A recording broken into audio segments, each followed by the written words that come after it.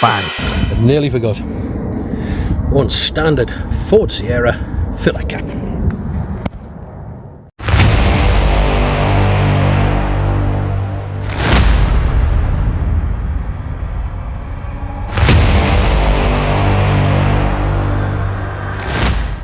Hi everyone, we're back.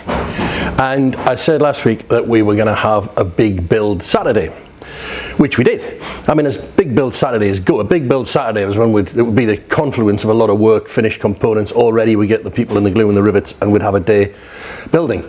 And that's what we did. But as big builds go, it was actually quite a tiny build. I mean, some builds were massive. Bluebird sponsons would be a good example. I mean, there's two of them, opposite-handed, 12 feet long, they're boats in their own right, 200 components in each, an aluminium wedge on the underside that was cut from a solid billet of aluminium, 60 hours on a 5-axis machine. The billet weighed 550 kilos, the finished wedge weighed 49. Each part was prepped, painted, and ready to go. 200 parts in each sponson and 5,000 rivets. They were big build Saturdays. I mean, if anyone's interested, speak up in the comments and I'll do a separate film on those things, because they're a film in their own right. So what we were doing on Saturday wasn't on that scale at all. We were getting the repair patch into the sill. But this had its own challenge. Whereas the sealants that we used on Bluebird were a polysulfide, they're a rubbery type thing when they go off. 36-hour open time. You can put it on Saturday, it doesn't go off till Wednesday. Whereas the adhesives that we're putting into the car, we weren't sure about. 2 different adhesives, not sure what temperature they go off at. 2 different adhesives. Not sure how they perform. The weather's warmed up, the open time's coming down, and it was a case of once we started, we're completely committed. We couldn't stop. We couldn't say, right, we'll finish that Monday, because everything had to be glued in layers and we had to get to the last part. So it became a race against time, and it nearly caught us at the end because the glue was just starting to thicken while we're still putting rivets in. So we got on with it, we did it, and here's how it went.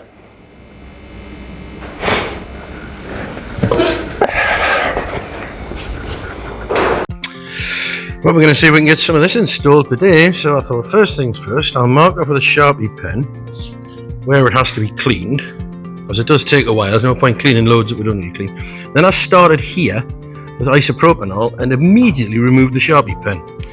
So that was a fantastic start. Anyway, nothing daunted. It's the same old story. Get it clean. There's no point in skimping this bit. If we're going to put expensive glue in, it's got to stick, and it's got to stick to the best possible standard we can make it stick, which means clean and clean and clean again. Nothing for it. Isopropyl, put that on first, scrub with a stainless wire brush, and then we'll mark it off again, and then we'll do with acetone and whatever else is needed. We'll get it there. It's a lovely day today. We've got the door open. I think it's only the second time this year. Shortly, these videos will consist of us sitting in the sunshine, greeting passers-by and drinking tea and eating Tunnocks. There'll be nothing else to see.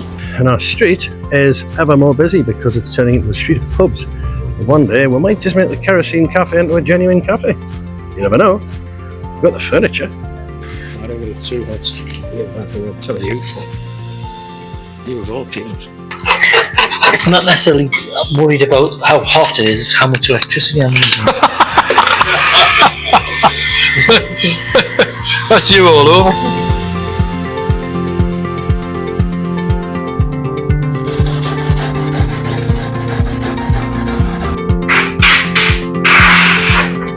That's a messy business, isn't it?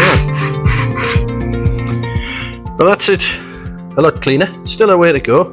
Still some crevices that it's worth picking into. That's the original damage, so we're going to span that. It's not damage from creasing or anything, it's damage where the outside was hit and the stiffener punched its way into the skins. So we're bridging that one, and it's clean over here. So not far away now from being able to start this repair.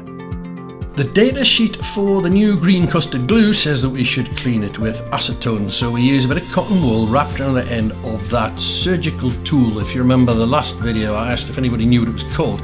Well, it turns out it's called a McDonald dissector, and according to the surgeon, it's used to hold soft tissue out of the way, elevate it, or keep a layer still to cut onto and avoid important structures.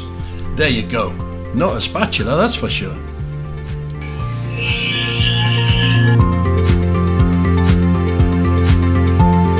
There we go. Countersinking.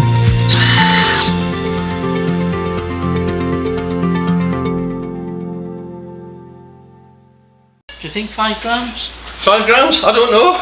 I don't know how much you do. Bear in mind, we're only doing one. That's what I mean. Yeah, only doing one face. I don't know. Try 5 grams. So like drug dealers, don't we? King's Resin.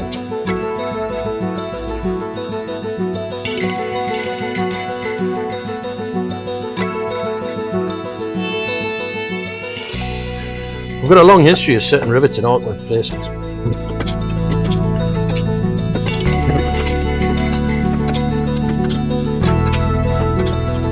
Last one.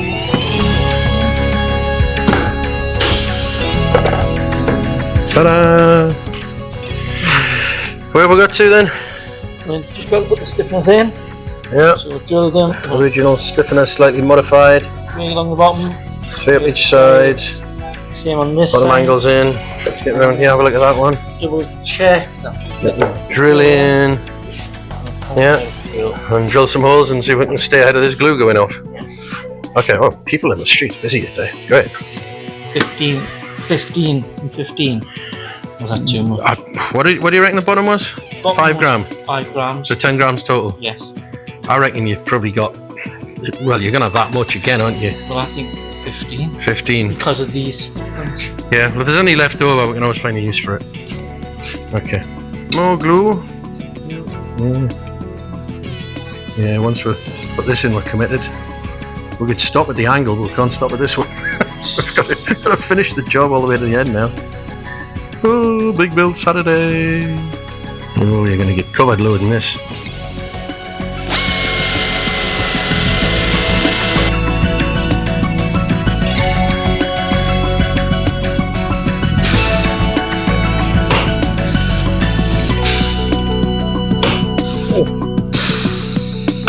Oh, yes. Oh. We very nearly got caught out at this point because by the time we'd mixed the green custard and got that spread around, the other glue, the King's Resin, which we'd put in everywhere, was starting to get a little bit stiff, and we still had a lot of rivet holes to drill and a lot of things to get settled up. So we loaded the patch and got that bedded down and squidged into the glue, but then we realised at the last second that the outer patch that joins all that together hadn't been cleaned. So it was a case of fetch that and get it on the bench or get it on the first flat surface and get some acetone on it before we could go any further. So we're up against it by this point. Hey! All that movement. Soon.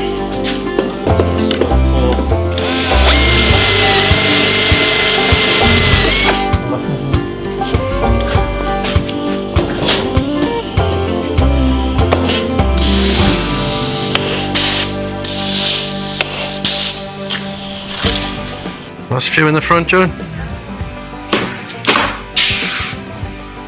Still getting near the bridge.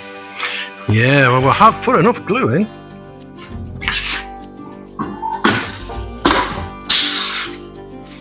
It's all happening down inside. Look at that.